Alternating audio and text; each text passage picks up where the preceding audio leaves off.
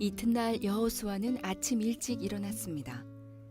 여호수아는 이스라엘 백성과 함께 시딤을 떠나 요단강까지 갔습니다. 그리고 강을 건너기 전 그곳에 진을 쳤습니다. 3일 후 지도자들이 진 사이로 돌아다니면서 백성에게 명령했습니다.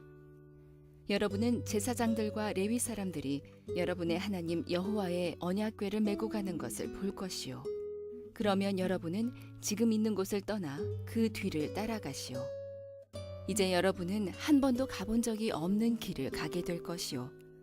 그러나 언약궤를 따라가면 어느 길로 가야 할 것인가를 알 수 있을 것이오. 언약궤를 너무 가까이 하지 말고 2,000 규빗 정도의 거리를 두고 따라가시오. 그 후에 여호수아가 백성에게 말했습니다. 여호와를 위해 자신을 거룩하게 하시오. 내일이면 여호와께서 여러분에게 놀라운 일을 행하실 것이오. 그리고 여호수아는 제사장들에게 말했습니다. 언약궤를 메고 백성들 앞에서 강을 건너시오. 그러자 제사장들은 백성들 앞에서 그 언약궤를 메고 갔습니다. 그때 여호와께서 여호수아에게 말씀하셨습니다.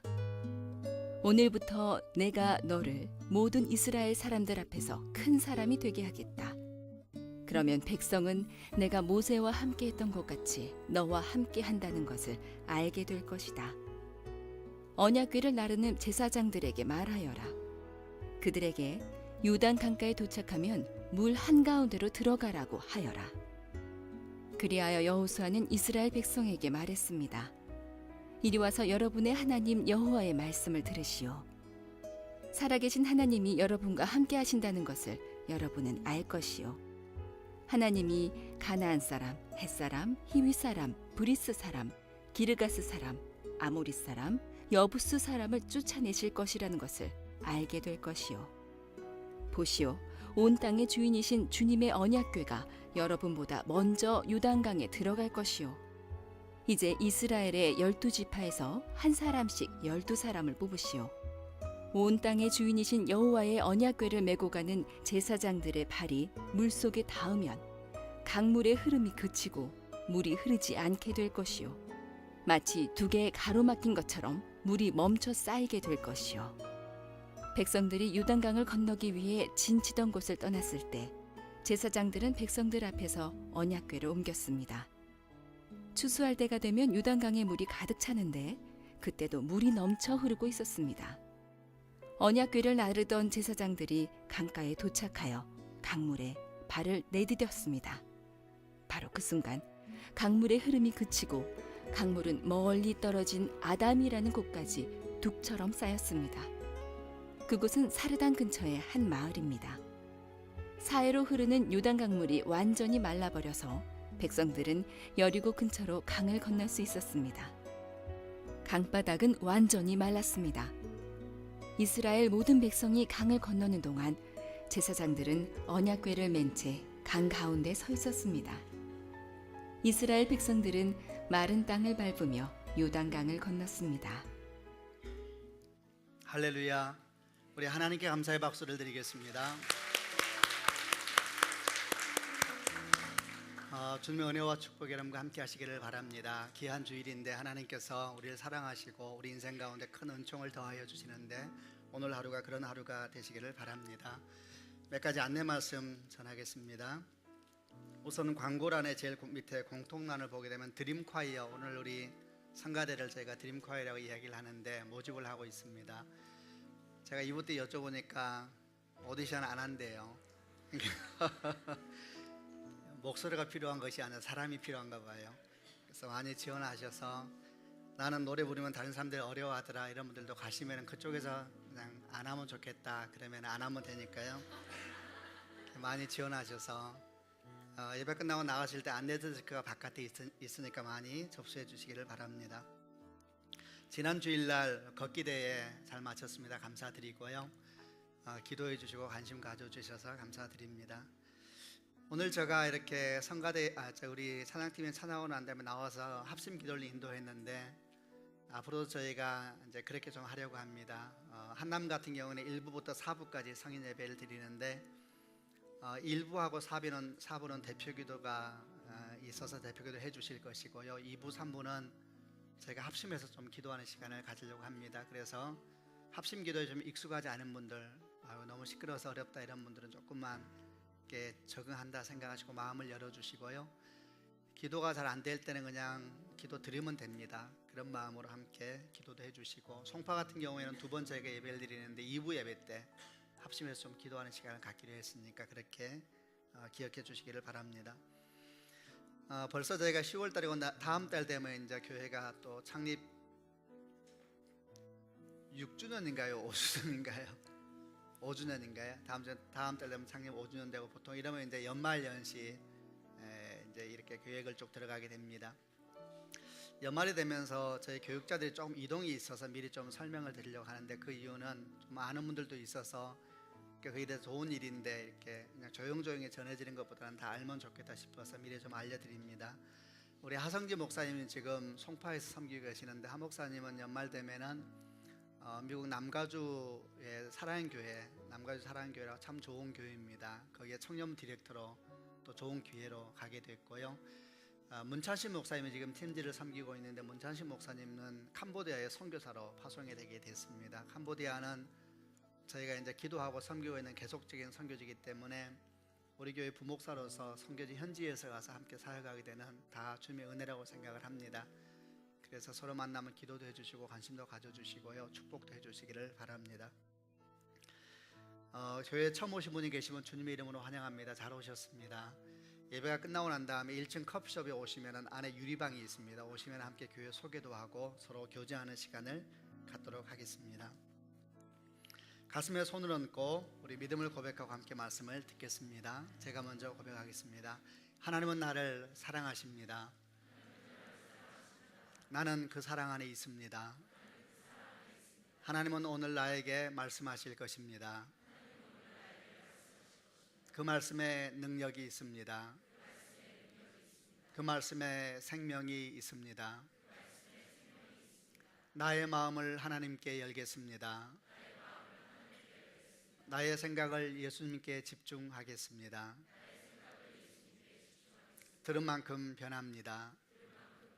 들은 만큼 행복해집니다.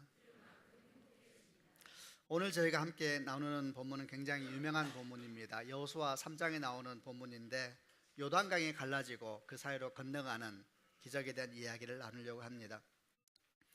앞에 1장과 2장을 잠깐 돌아보게 되면, 드디어 이스라엘 백성들이 40년 동안 광야 생활을 끝내고 난 다음에 이제 약속의 땅을 앞에 두고 시딤이라는 곳에 모여 있었습니다. 그런데 하나님께서 그때 리더십을 이제 교체되는 일을 하시는데, 모세가 죽고 여호수아가 이스라엘 백성의 지도자가 되어서 이스라엘 백성을 이끌어야 됐습니다.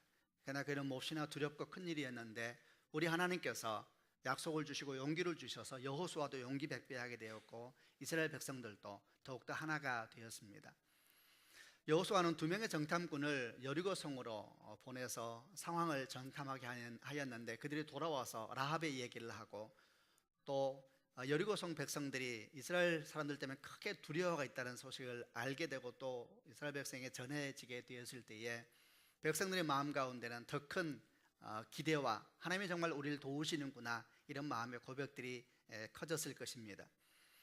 이제 드디어 약속의 땅을 들어가야 되는 상황이 되었는데, 이런 모든 상황이 전개되면서 여호수아의 마음은 이렇게 막 기대와 소망으로 가득 차게 돼서 잡을 이루지 못할 정도까지 됐습니다. 그런 상황에서 여호수아 3장이 시작됩니다. 3장은 처음 시작되면서 여호수아가 새벽 일찍 일어났다, 아침 일찍 일어났다, 이렇게 기록을 하고, 여호수아는 이스라엘 백성들과 함께 시딤을 떠나서 요단강 바로 옆에까지 이동을 합니다. 한 12km 정도의 거리였는데 200만 명이 이동하니까 그렇게 먼 거리는 아니죠. 거기에 드디어 와서 요단강을 앞에 두고 이제 요단강을 건너가야 되는 그런 상황을 맞이하게 됐습니다. 3일 정도 지나고 난 다음에, 오자마자 바로 건너가는 것이 아니라 일종의 호흡이죠. 호흡을 좀 조절하고 3일 정도 지나고 난 다음에 이스라엘의 지도자들이 백성들 사이를 다니면서 명령을 하기 시작합니다. 그리고 그 명령으로부터 오늘 저희가 주목하려고 하는, 그리고 오늘 우리가 그 삶이 오늘날 우리에게는 어떻게 일어날 수 있을까 생각하려고 하는 요단강의 기적에 대한 사건이 시작이 됩니다. 요단강이 갈라져서 이스라엘 백성이 건너갔더라라는 이야기는 전설처럼 들어야 될 이야기가 아닙니다. 시기적으로는 BC 1400년경에 일어났는데 지금부터 뭐 한 2400년, 400, 500년 된 이야기지만은, 그 이야기는 오늘날 우리 삶에도 동일하게 필요한 기적이기 때문에 그렇습니다. 사실 우리는 많은 경우에 어쩌면 매일매일 삶 가운데 요단강과 같은 한계를 만날 때가 많습니다. 열심히 살고 많은 것을 가진 사람이라 할지라도, 그래서 좋은 집에 살고 좋은 차를 타고 맛있는 음식을 먹을 수 있을지는 몰라도 결정적인 상황이 될 때만 우리는 전적으로 무능합니다. 우리는 사실 별 힘이 없습니다. 그럴 때마다 우리가 아무것도 할 수 없는 한계 속에서 우리는 요단강의 기적을 소망하고, 하나님께서 내 인생 가운데 길을 열어주시고 정말 길이 없는 곳에 길이 생기고 깊은 곳에 마른 땅이 되어지는 역사를 꿈꾸는데, 바로 그 역사에 대한 이야기가 오늘 기록된 내용이니까 우리가 마음을 열고 생각을 열어서 그 가운데 있는 주의 음성을 듣는 시간 되기를 바랍니다. 어떻게 하면 이 2500년의 역사가 오늘 내 삶에 동일하게 반복될 수 있을까? 이 말씀을 통하여서 우리에게 주시는 하나님의 메시지는 뭘까? 이런 마음으로 함께 듣는 시간 되기를 바랍니다. 먼저 3절과 4절 말씀을 읽겠습니다. 제가 먼저 3절을 읽겠습니다. 백성에게 명령했습니다. 여러분은 제사장들과 레위 사람들이 여러분의 하나님 여호와의 언약궤를 메고 가는 것을 볼 것이요, 그러면 여러분은 지금 있는 곳을 떠나 그 뒤를 따라가시오. 4절.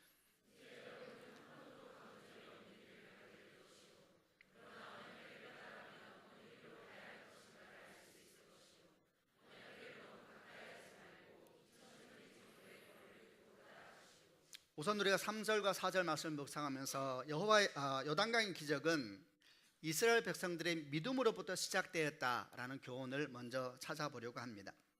백성들이 있을 때에 지도자들이 백성들 사이를 다니면서 외치기 시작합니다. 명령했다, 그렇게 나와 있죠. 명령은 한 가지 내용입니다. 그게 뭐냐 하면 제사장들과 레위 족속들이 언약궤를 짊어질 겁니다. 언약궤는 구약에서 하나님의 임재의 상징입니다.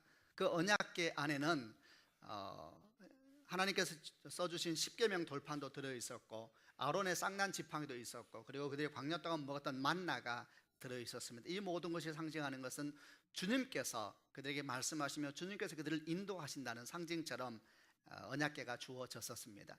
근데 이 언약궤를 제사장과 레위 족속들이 들게 되면 여러분은 그 언약궤를 주목하여 보고 그 언약궤가 가는 대로 따라가시오, 이렇게 이제 명령을 한 겁니다. 이 명령에 덧붙여서 한 두 가지 정도의 부가되는 설명이 붙게 됩니다. 첫 번째 설명은 뭐냐면, 언약궤를 따르는데 너무 가까이 따르지 말고 2000 규빗 정도 떨어져서 따라가시오, 이렇게 말을 합니다. 2000 규빗이면 어느 정도 거리냐 하면 1규빗이 45cm 정도라고 이야기를 합니다. 900m, 한 1km 정도 생각하면 되겠지요. 1km 정도 떨어져서 따라가시오. 두 번째 덧붙이는 말은 뭐냐 하면, 이제 여러분은 한 번도 가본 적이 없는 길을 가게 될 겁니다. 그러나 언약궤를 따라가면 어느 길로 가야 할지 알 수 있을 것입니다, 이렇게 말을 합니다. 명령은 하나입니다. 언약궤를 주목하시오. 그리고 그 언약궤가 가는 대로 여러분 따라가면 됩니다. 근데 첫째, 언약궤로부터 한 1km 정도 뒤따라가시길 바랍니다. 두 번째, 이제 우리는 전혀 가본 적이 없는 새 길로 가게 될 것인데, 그러나 그 언약궤를 따라가게 되면 하나님께서 그 길이 어떤 길인지를 알 수 있게 하실 것입니다, 이렇게 이야기를 하고 있는 겁니다. 우선 여러분, 우리가 여기에서 중요한 묵상을 좀 나누어야 합니다.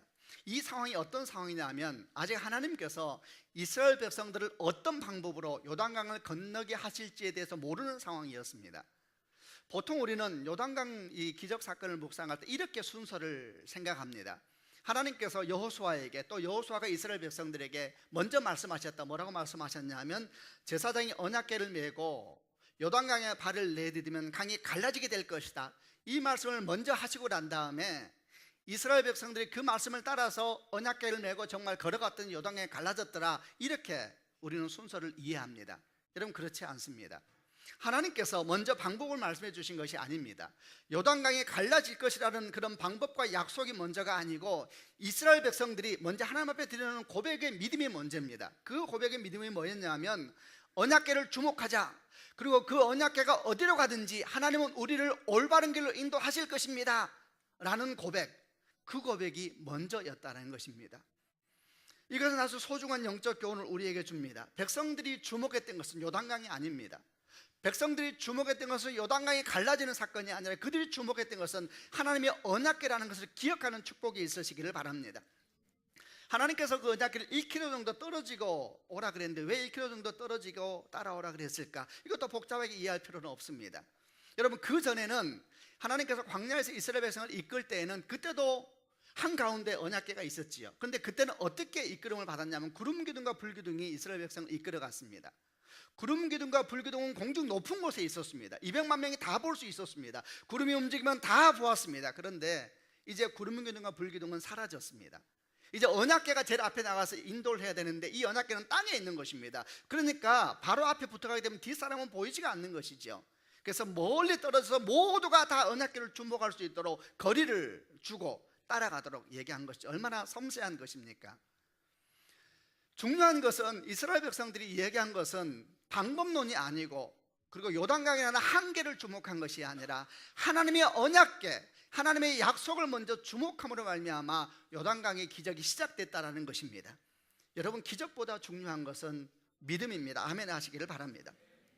우리는 요단강의 기적에 대해서 말할 때 요단강이 갈라진 것을 경이롭게 바라봅니다.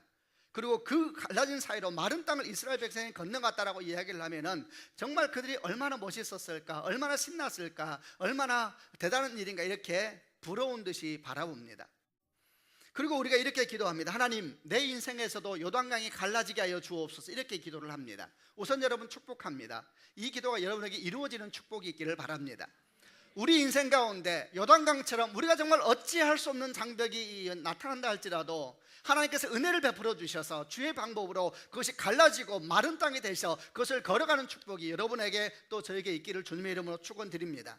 근데 여러분, 알아야 될 것이 있습니다. 오늘 성경은 분명히 우리에게 말하고 있는 것은 요단강에 갈라지는 기적이 먼저가 아니라 백성들이 믿음이 먼저 있다 말씀함으로 말미암아 우리가 무엇을 위해서 먼저 기도해야 되는 것을 가르쳐주고 있는 것입니다. 우리는 여러분, 기적을 위해서 기도하기 전에 믿음을 위해서 기도해야 되는 것입니다. 이 믿음이 무엇입니까? 그 믿음은 하나님의 언약궤를 따라가게 되면 그 길이 어떤 길이고 어떤 방법인지는 아직 모르지만 하나님께서 반드시 우리를 최고의 길로 인도해 주실 것이다. 할렐루야. 여러분, 그 믿음이 먼저라는 것입니다. 왜냐하면 만약 우리에게 이 믿음이 없다면 어떤 일이 생기게 되냐 하면, 이 믿음이 없다면은 요단강이 갈라지는 기적이 우리 앞에서 펼쳐진다 하더라도 우리는 그 기적 속으로 발을 안 내딛을 것이기 때문에 그런 것입니다. 사람들이 이런 오해를 합니다. 야, 요단강이 갈라져서 그 딱 갈라진 땅 위로 걸어간 것은 굉장히 신나는 일일 거야, 엄청 흥분됐을 거야, 정말 너무너무 기뻤을 거야, 이렇게 생각을 하지요. 그러나 여러분, 다 그랬을까요? 아닙니다. 어떤 사람에게 그 갈라진 강 사이로 지나간다는 것은 엄청난 위험이었을 겁니다. 엄청난 두려움이었을 것입니다. 만약 그 물이 지나는 사이에 다시 합쳐져 버리면 그들은 한순간에 죽는 것입니다. 여러분, 많은 경우에 하나님께서 우리 가운데 일하실 때에 그 일하는 기적이 또 다른 위기라는 모습으로 다가오는 것을 아십니까? 하나님의 만지심이 또 다른 모험처럼, 또 다른 고난처럼 우리에게 다가온다는 사실을 이해하십니까? 만약에 여러분, 우리가 믿음이 없다면 주님의 역사가 내 눈앞에서 펼쳐진다 하더라도 우리는 그 기적 속으로 발을 못 딛게 된다는 것입니다. 이를 보다 좀 설명하기 위해서 그 당시에 요단강이 어떤 상황이 있었는가에 대해서 묵상하는 것은 도움이 됩니다. 여호수아 3장 15절부터 17절, 오늘 제가 읽은 본문의 뒷부분인데 그 당시에 요단강이 어떤 상황이었는지를 설명해 주고 있습니다. 15절부터 17절을 같이 읽겠는데 제가 15절을 먼저 읽겠습니다. 추수할 때가 되면 요단강의 물이 가득 차는데 그때도 물이 넘쳐 흐르고 있었습니다.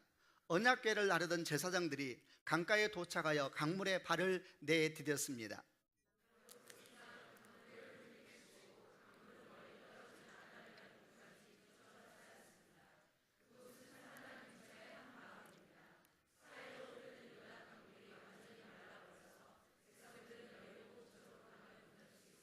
(17절은) 같이 읽겠습니다. 강바닥은 완전히 말랐습니다. 이스라엘 모든 백성이 강을 건너는 동안 제사장들은 언약궤를 맨 채 강 가운데에 서 있었습니다. 이스라엘 백성들은 마른 땅을 밟으며 요단강을 건넜습니다. 이 당시에 요단강의 상황을 설명하고 있는 본문은 뭐라고 말하냐면, 추수할 때가 되면 요단강의 물이 가득 찼는데 그때도 물이 넘쳐 흐르고 있었습니다, 이렇게 말하면서 이때가 추수할 때이고 물이 넘치는 시기였다, 이렇게 설명을 합니다. 그래서 이 말씀을 배경으로 해서 이것을 연구하는 사람들은 이때를 시기적으로 언제로 보냐 하면 오늘날의 달력 태양력으로 보면 3월과 4월경으로 봅니다. 근데 3월, 4월경이 언제냐면 이스라엘에서 본격적인 보리 추수가 시작될 때입니다. 근데 그보다 더 중요한 것이 있습니다. 이때가 어느 때냐면 봄이 되는 때지요. 그래서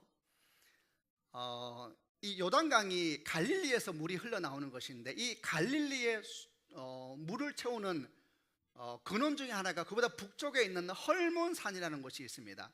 이 헐몬산에 만년설이 녹기 시작한 때가 3월달, 4월달입니다. 그 물이 흘러내려오면서 갈릴리가 수위가 최고조에 이르는 때입니다. 그것만이 아니고 그 당시에는 또 그 시기가 어떤 시기냐면 봄비, 우기가 시작되는 때입니다. 그러니까 이스라엘 전체에 가장 물이 풍부할 때이고 그 물이 막 흘러내려와서 갈릴리 호수를 최고조로 올리고 있는 상황인데, 요단강은 어떻게 연결되어 있냐면 이 갈릴리 호수에서 사해까지 이어지는 강입니다. 사해는 세상에 제일 낮은 곳이죠. 물이 고여 있는 곳이죠. 그러니까 이 가파르게 물이 흘러오는데 위에가 막 수위가 최고조 이르고 만년설이 녹은 물이 막 그 호수로 들어오고 우기가 돼서 물이 차니까 이 물이 막 강을 타고 막 내려오는데, 이 강이 굉장히 넘치고 거친 상황이었습니다. 이런 생각을 해보시면 돼요. 홍수 나고 난 다음에 물이 한 곳밖에 흘러갈 수가 없어서 물로 막 그 한쪽으로 모여드는 물의 모습을 생각하시면 됩니다. 굉장히 거칠고 험하게 물결이 막 치면서 내려오는 모습을 상상하면 됩니다. 그래서 그 요단강을 설명할 때에 이 당시에 어떤 상황이었는가, 과연 하나님께서 그렇게 강건적으로 일할 만큼 상황이 있는가 설명할 때에 보통 깊이를 3, 4m에 이르고 폭이 30m가 넘는 상황이었을 것이다, 이렇게 이해를 합니다. 오늘날 성지순례에 가보면은 조금 당황스러울 거예요. 나도 건널 수 있겠네, 이런 생각을 요즘에는 해요. 왜냐하면 이 갈릴리 호수를 너무 물을 많이 빼버려서 수위가 다 낮아져서 그렇게 좁아진 것입니다. 그 당시에는 그런 상황이 아니었습니다. 이렇게 막 물이 홍수처럼 갈릴리에서 사해를 향해서 막 흘러내려가는 요단강 한가운데서 갑자기 주님께서 개입을 하신 거예요. 그리고 갑자기 둑처럼 댐처럼 물을 딱 막아버렸단 말입니다. 그러면 생각해 보세요. 거칠게 내려오는 그 물들이 딱 막혀졌을 때 어떻게 행동을 할까요? 고요한 바다가 됐을까요? 절대 그렇지 않죠. 그들은 휘몰아치기 시작합니다. 물이 휘몰아치고 용솟음치기 시작하죠. 그런 상황을 생각하셔야 돼요. 그리고 어떤 소리가 났을까요? 짐승의 부르짖는 소리 같은 것이 막 났겠죠. 여러분, 이런 상황 속에서 물 사이가 말라 있는 것입니다. 이 강가를 지난다는 것은 어떤 사람에게 흥분된 일일지 몰라도 어떤 사람은 굉장히 두려운 일입니다. 게다가 성경을 보니까 언약궤를 맨 제사장들이 가운데 서서 다 지나갈 때까지 기다리래요. 이 제사장들 굉장히 마음이 어려웠을 거예요. 천천히 걸어가는 사람은 빨리 가요, 지금 상황이 어떤 상황인지 알아요, 뛰어! 뭐 이렇게 지금 상황이 이해가 되시죠?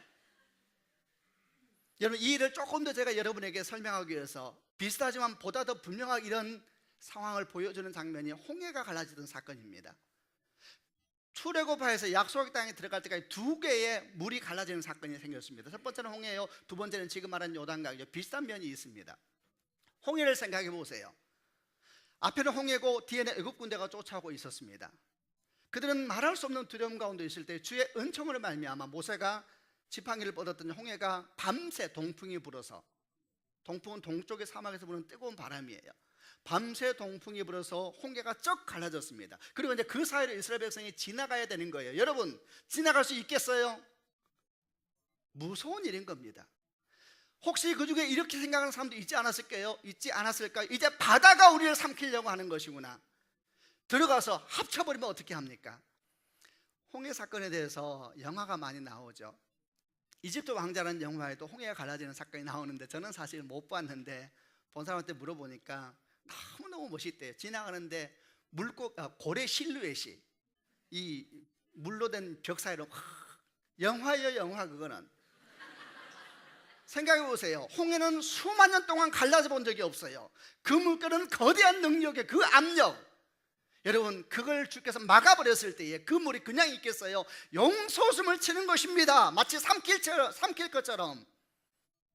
많은 경우의 기적은 우리에게 두려움처럼 다가온다는 것을 기억하는 축복이 있기를 바랍니다. 요점은 뭡니까? 주님께서 우리를 가장 선한 길로 인도하신다는 믿음이 없으면 기적이 일어나도 그 속에 발 못 디딥니다. 요단강의 기적이 과연 오늘날은 안 일어나는 것일까? 저는 그렇게 생각하지 않습니다. 오늘날도 주께서는 강을 가르신다. 오늘날 주께서 우리에게 놀라운 은총을 베푸신다. 그러나 우리는 그것을 위기라고 말한다. 또 다른 인생의 어려움이 왔다고 말한다. 우리에게는 믿음이 없다. 우리는 기도해야 되는 것입니다. 무엇을 위해서? 믿음을 달라고 기도해야 됩니다. 하나님 아버지, 언약궤를 따라갈 수 있는 믿음을 내게 주시옵소서. 아멘. 약속의 말씀을 따라갈 수 있는 믿음을 내게 주시옵소서. 내가 주의 약속을 따라 나아갈 때에 하나님께서 마침내 나를 최고의 길로 인도하실 것이라는 믿음을 내게 주시옵소서. 내가 주의 약속을 따라 살아갈 때에 내가 걸어가는 그 길이 내가 생각하는 그 길이 아니고 내가 꿈꿨던 그 상황이 아니라 할지라도 주님은 신실하셔서 마침내 나를 최고의 길로 인도하실 것이라는 믿음을 내게 주시옵소서. 그래서 그 길에서 낙심하지 않게 하여 주시고 계속 믿음으로 걸어가게 하여 주시옵소서. 이런 믿음의 고백은 욥이 했던 고백과 정확하게 일치를 합니다. 욥은 욥기 23장 10절에서 아주 중요한 고백을 했습니다.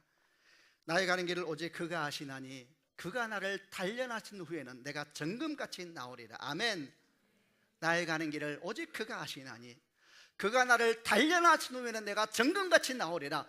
이스라엘 백성들이 바로 그 고백을 가지고 여호수아 3장을 시작하고 있습니다. 언약궤를 따라가십시오. 우리는 지금 한 번도 가지 않는 길을 갑니다. 우리는 모른다는 거예요, 어디로 갈지. 그러나 언약궤를 따라가면 주께서 갈 길을 보여주실 겁니다. 그게 요단강 기적의 첫 번째 교훈입니다. 두 번째, 우리가 요단강이 갈라지는 기적 속에서 배우는 교훈은 5절 말씀에서 찾아볼 수가 있습니다. 5절 말씀을 같이 읽겠습니다. 시작.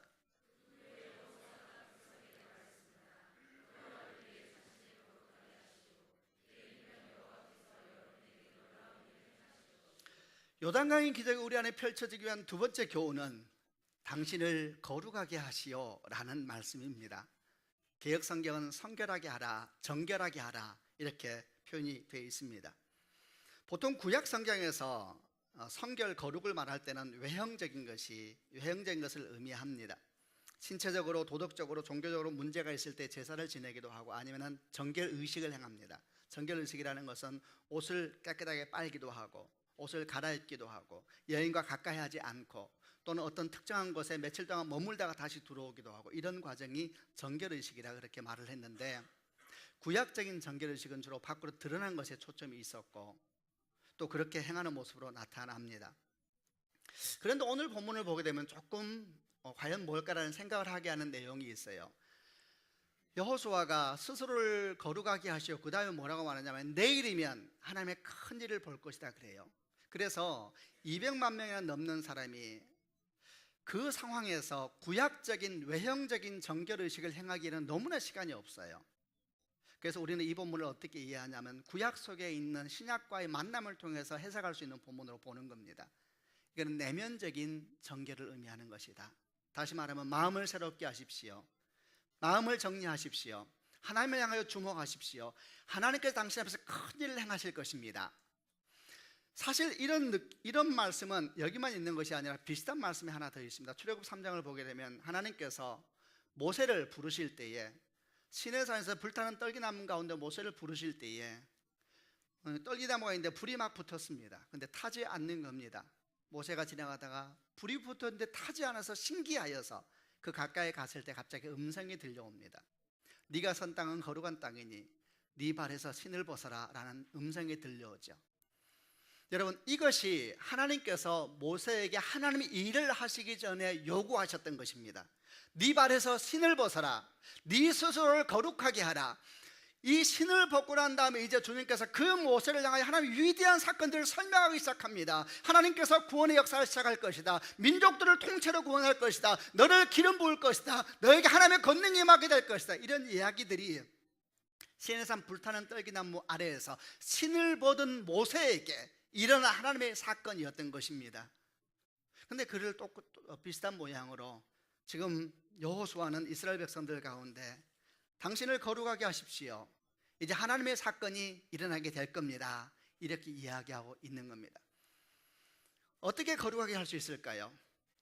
우리 삶을, 우리 내면을 어떻게 거룩하게 할 수가 있을까요? 바로 그 부분이 구약을 넘어서 신약에서 풀어지는 본문인 겁니다. 이를 이해하기 위해서 히브리서 9장 13절과 14절 말씀을 덧붙여서 묵상하면 도움이 됩니다. 히브리서 9장 13절 14절을 같이 읽겠는데 제가 먼저 13절을 읽겠습니다. 암소와 황소의 피와 암소의 죄를 부정한 사람에게 뿌리면 그 육체를 다시 깨끗하게 할 수 있습니다. 이것이 구약적인 정결입니다. 자, 14절 같이 읽겠습니다.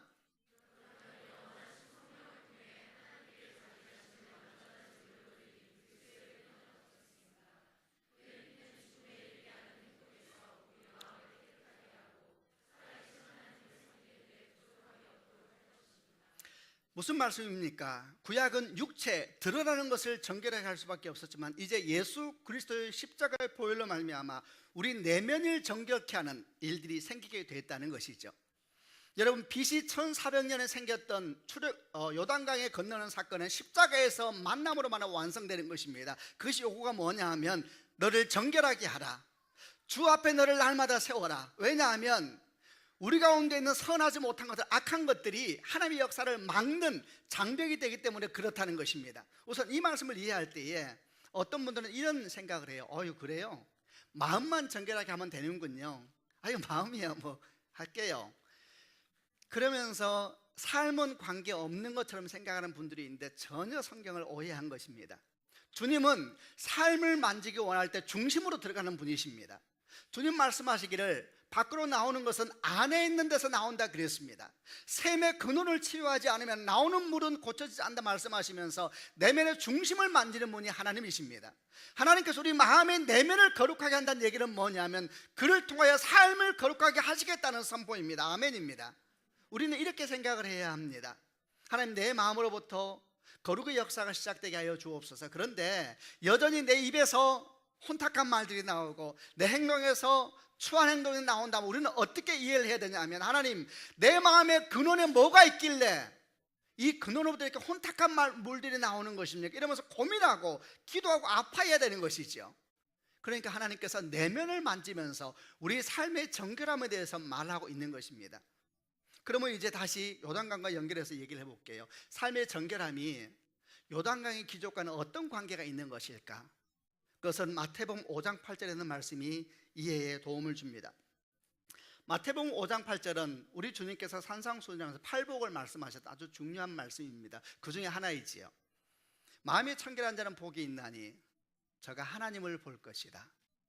마음이 청결한 자는 복이 있나니 저가 하나님을 볼 것이다. 여러분, 우리가 하나님을 볼 수 있나요? 우리는 거룩한 하나님을 절대 못 봅니다. 근데 하나님을 볼 것이다 그랬어요. 그게 무슨 말일까요? 하나님의 역사를 볼 것이라는 거예요. 하나님의 은총을 볼 것이라는 거예요. 하나님의 역사를 그가 구별하고 하나님의 역사가 분별된다는 거예요. 아멘 하시길 바랍니다. 여러분, 이 묵상은 첫 번째 묵상과 연결될 수밖에 없습니다. 이런 것이지요. 하나님은 우리를 위해서 일을 하십니다. 그런데 하나님의 선한 인도에 대해서 확신하지 않는 사람은 그리 발을 안 디딘다 그랬습니다. 그래서 그에게는 역사가 없는 것이죠. 두 번째, 마음이 정결하지 않은 사람, 자기 인생에 거룩하지 못함에 대해서 고통스러워하지 않는 사람은 하나님의 일 자체가 분별이 안 됩니다. 그러면 그는 결국 어떻게 되느냐? 그걸 위기로만 판단합니다. 눈에 보이는 것로만 판단합니다. 사실 그게 감춰진 주의 은총인데 그는 보는 눈이 없고 분별력이 없고 그렇기 때문에 그 일을 위기로만 판단하고 또 다른 절망으로, 하나님의 은총이 시작되었는데 또 다른 절망으로 또 다른 위기를 해석하면서 내 인생은 도대체 하나님이 오시지 않는다고 그는 끊임없이 외치면서 방황하고 말 겁니다. 여러분, 어떻게 그런 경우에 요단강에 갈라지는 역사가 그 사람의 사건이 되겠습니까? 여러분, 요단강의 사건은 오늘 우리의 사건이 되어야 합니다. 아멘. 첫 번째, 요단강의 기적이 먼저가 아니고 주님이 인도하심을 믿는 축복이 있어야 합니다. 그래야지 갈라진 사이로 발을 디딜 수가 있습니다. 두 번째, 내면을 관리하십시오. 삶의 거룩에 대해서 고통스러워 하셔야 됩니다. 그러면 주님 말씀하십니다. 마음이 청결한 자가 하나님을 볼 것이다. 그러면 우리 삶에 일어나는 사건들 속에서 하나님을 보게 됩니다. 여러분, 완전히 달라지죠. 그럴 때 그 앞에 있는 위기는 홍해가 갈라지는 사건이 되는 것이고 요단강에 갈라지는 사건이 되는 것입니다. 마지막으로 요단강의 사건을 또 오늘날 우리의 사건이 되게 하기 위해서 세 번째 우리가 보려고 하는 것은 13절에 있는 말씀입니다. 13절을 같이 한번 읽겠습니다. 시작.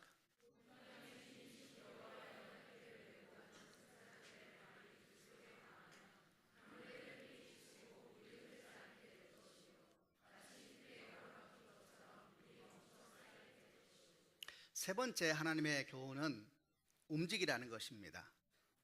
첫 번째는 믿음이요, 두 번째는 마음을 관리해라, 세 번째는 이제 움직여라. 그러면 내가 움직이겠다 이렇게 표현되어 있는 것 같죠?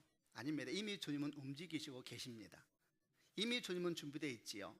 만약에 우리가 믿음으로 우리 한 발짝만 떼서 그 주의 움직임 발을 디딜 수만 있다면 주님께서는 그 한 발짝을 통해서 10발자국을 만드시고 그 한 번의 순종을 통해서 100번의 역사를 만드시는 분이십니다. 그런데 하나님께서 이스라엘 백성에게 요구하는 요구가 뭐였냐 하면 제사장들이 발을 물속에 닿으면 이랬어요. 이 표현이 너무나 고마운 겁니다. 이렇게 표현하지 않았어요. 요단강 한가운데까지 열심히 좀 수영 좀 해서 가봐라. 니도 뭔가 하는 게 있어야지야. 그 대신에 온 힘을 다해서 언약궤를 드려야 한다. 그러면 가운데 정도 가면 내가 일을 해볼게. 이렇게 말하지 않았어요. 제사장들이 다 들어가서 물에 꽉 들어가서 5분만 참아라. 이렇게도 말하지 않았어요. 아주 사소한 일이요, 누구나 할 수 있는 일을 요구한 것입니다. 여러분, 우리는 요단강의 기적을 말할 때 우리가 엄청난 일을 해야 된다고 생각하지만 과연 그럴까요? 우리가 뭐 할 게 그렇게 있습니까? 엄청난 일은 주님이 하시는 것입니다. 우리는 신실하고 정직하게 내가 할 수 있는 일을 하는 것입니다. 우리는 믿음이 있습니다. 우리 작은 것이 주의 위대한 사건을 시작하게 하실 것이다. 여러분, 하나도 어렵지 않죠? 그런데 굉장히 어려운 겁니다. 왜냐하면 우리 안에는 정말 믿음이 없습니다. 그냥 그런 발을 디디면 될 것 같잖아요. 그런데 그 일이 잘 안 됩니다. 우리가 얼마나 믿음이 없는가에 대해서 보여주는 사건 하나가, 좋은 사건 하나가 있는데 민수기 21장에 있는 사건인데 제가 설명을 해볼게요. 민수기 21장에서 어떤 일이 있었냐면 광야에서 있었던 일입니다. 이스라엘 백성이 호로산이란 어떤 산을 지나서 홍해길을 따라서, 홍해 옆을 따라 쭉 가다가 에돔의 땅으로 이제 들어가게 되는 그런 상황이었습니다. 근데 그때 가다 보니까 이스라엘 백성들이 불평을 또 시작합니다. 이스라엘 백성이 참 많이 불평했잖아요. 그래서 뭐라고 불평하냐면 이렇게 불평을 합니다. 왜 우리를 애굽에서 데리고 나와 이 광야에서 죽게 하는가? 여기는 빵도 없고 물도 없고 이 형편없는 음식, 만나를 말합니다. 이 형편없는 음식은 이제 지긋지긋하고요. 그러면서 아마 만나를 땅으로 던져버렸나 봐요. 어떤 분들은 말하기를 참 배불렀구만 이렇게 말할지 몰라도 40년 동안 같은 걸 먹어보세요. 아마 힘들걸요. 40년 동안 구워 먹고 볶아 먹고 또 한두 번이죠. 만나를 40년 동안 매일 그래서 그러니까 먹는 거에 대해서 막 그러자 하나님께서 어떻게 하셨냐면 불뱀을 보내세요. 굉장히 당황스럽죠. 음식 투정 잘못하면 죽는구나. 이게 여기에 묵상이 되면 안 돼요. 이런 건 우리 애들이 봐야 되는데 내가 얼마나 은총이 가득한 엄마인지 나는 불뱀을 집에 풀어놓지는 않잖아요. 굉장히 당황스러운 상황이에요. 그렇게 묵상하면 안 된다는 얘기를 하는 거예요. 근데 아무튼 뭐 그렇게 푸셨네요. 불뱀을 이제 그럼 이 불뱀이 물기 시작하는 게 이스라엘 백성들을 독사, 막 고통스러운 소리가 들리고 사람들이 죽어가는 것입니다. 백성들이 우리가 큰 실수를 했구나. 모세에게 우리를 위해서 기도해달라 그러니까 모세가 하나님께 기도합니다. 도와주옵소서. 하나님이 방법을 제시합니다. 그게 바로 노뱀 사건입니다. 하나님 뭐라고 말씀하면 노스로 뱀 모양을 만들어라. 그리고 높이 쳐들어라. 높이 쳐들어라. 높이 들어라. 한국말이 높이 들어라. 그러면 그 노뱀을 보는 사람은 살 것이다 이렇게 말하죠. 여러분, 노뱀을 쳐다보는 건 쉬운 일일까요? 안 쉬운 일일까요? 굉장히 쉬운 것입니다. 죽어가면서도 고개 한번 돌리면 노뱀은 보이는 겁니다. 주님이 높이 달라 그랬어요. 야, 잘 헤치고 나와. 앞에 10명씩 볼 수가 있어. 이게 아니고 높이 매달아. 왜? 모두가 볼 수 있도록. 이분이 하나님이세요. 노뱀을 향해서 고개를 돌리는 게 힘든 게 아니에요. 그런데 사람들은 고개 돌린 대신에 죽어갔습니다. 왜 그랬을까요? 그게 말이 되냐는 거예요. 내 삶이 이렇게 지금 어려운데 이 작은 겸손이, 이 작은 순종이 내 인생을 살린다고 말이, 차라리 내가 죽을래. 이거 죽어간 거예요. 그 사람들이. 여러분 우리에게 여러분 우리도 그렇게 생각하잖아요. 내 이 작은 겸손이, 내 이 작은 기도가, 내 이 작은 순종이 내 인생을 바꾼다고 우리는 안 믿잖아요. 그래서 죽어가는 것이죠. 하나님께서는 이스라엘 백성을 요구한 아주 작은 일이었습니다. 쳐다본즉 살리라. 사실 그것이 궁극적으로 십자가를 상징하는 일이기도 했지만 오늘 우리의 삶 가운데도 동일한 것입니다. 여러분, 요단강에 갈라지는 엄청난 기적의 시작은 우리의 작은 순종, 일상적이고 너무나 작은 헌신과 순종과 우리 일상 속에서 우리가 할 수 있는 신실한 모습을 통해서 시작된다는 것을 기억하는 축복이 있기를 바랍니다. 그렇게 요단강에 발을 내딛는 순간 하나님께서 드디어 하나님의 찬스가 온 겁니다. 하나님의 시간이 오면 주님은 망설이지 않으십니다. 완전하게 일하기 시작하는 겁니다. 얼마나 놀라운지 몰라요. 여러분, 요단강에 갈라진 거리가 얼마나 되는지 혹시 아세요? 성경은 아담이라는 곳까지 뚝처럼 됐다 그랬죠. 20km, 20km. 엄청난 요단강의 물이 한순간에 말라버리고 하나님의 기적이죠. 그리고 그 가운데 건너가라. 왜? 그들은 준비가 됐으니까요. 용기가 있으니까 거기에 발을 딛고 자기를 관리하고 말씀하는 것처럼 자기 일상 속에서 작은 순종을 통하여서 발을 내딛었으니까요. 성도 여러분, 속지 마시길 바랍니다. 위대한 일이 위대한 일을 만드는 것이 아닙니다. 사람들은 순교 말하기 좋아하지만 그런 얘기하면 안 돼요. 순교보다 어려운 것은 매일의 삶 속에서 바르고 정직하게 사는 것입니다. 그 바르고 정직한 헌신들이 위대한 하나님의 역사를 이루는 것이고 그 사람이야말로 주님을 위해서 쓰임받을 수 있는 존귀한 존재가 될 것입니다. 말씀을 마무리하겠습니다. 제가 한번 선포할 때마다 여러분 아멘 하시기를 바랍니다. 사랑하는 여러분, 하나님의 선하신 인도하심을 믿는 축복이 있기를 바랍니다. 그분이 나를 어디로 인도하시든 그분은 나에게 최고의 장소에 인도하실 것이다. 아멘. 두 번째 여러분 축복합니다. 자신을 관리하시기를 바랍니다. 마음이 청결한 자는 복이 있나니 저가 하나님을 볼 것이다. 하나님의 일을 분별할 수 있도록 은총을 달라고 기도합시다. 주여 내게 은혜를 베풀어 주옵소서. 세 번째 여러분 축복합니다. 매일 자신의 삶 가운데서 신실하고 정직하게 작은 일을 걸어가시기를 바랍니다. 그것이 제사장들이 물가에 발을 내디디면서 마침내 그 헌신을 통해 주께서 큰 일을 이루신 것처럼 그 작은 일들이 큰 일로 하나님의 기적으로 나타나게 될 것입니다. 이사야 60장 22절 말씀, 아주 너무나 감사한 말씀을 읽어드리고 마무리하겠습니다. 이사야 60장 22절, 그 작은 자가 천을 이루겠고 그 약한 자가 강국을 이룰 것이라. 때가 되면 나 여호와가 속히 이루리라. 아멘. 주의 은총이, 하나님의 요단을 가르치는 놀라운 역사가 여러분의 삶 가운데 오늘 일어나는 축복이 있기를 바랍니다. 아멘. 같이 기도하십시다. 기도할 때 한번 다 자리에서 일어나시길 바랍니다. 일어나셔서 눈을 감으시길 바랍니다. 눈을 감고 제가 여러분에게 묻겠습니다. 하나님, 제 앞에 요단강이 갈라져야 합니다. 하나님, 제 마음 가운데 제가 어쩔 수 없는 한계 속에서 제가 아파하고 있습니다. 주여, 내가 요단강에 갈라진 하나님의 역사를 경험하게 하여 주옵소서. 소망하시는 분들마다 가슴에 손을 얹기를 바랍니다. 여러분, 소망한 자들마다 기도해야 됩니다. 무엇을 기도하겠습니까? 하나님, 내게 믿음을 주시옵소서. 주의 선하심을 결코 포기하지 않게 하여 주옵소서. 주여, 나를 거룩하게 관리하게 하여 주옵소서. 작은 일상 속에서 정직하고 신실하게 매일의 발을 내어디디면서 주의 은총을 기다리는 주의 백성들이 내가 되게 하여 주옵소서. 같이 한번 통성으로 하나님께 기도하겠습니다. 살아계신 아버지 하나님, 역사하여 주시옵소서.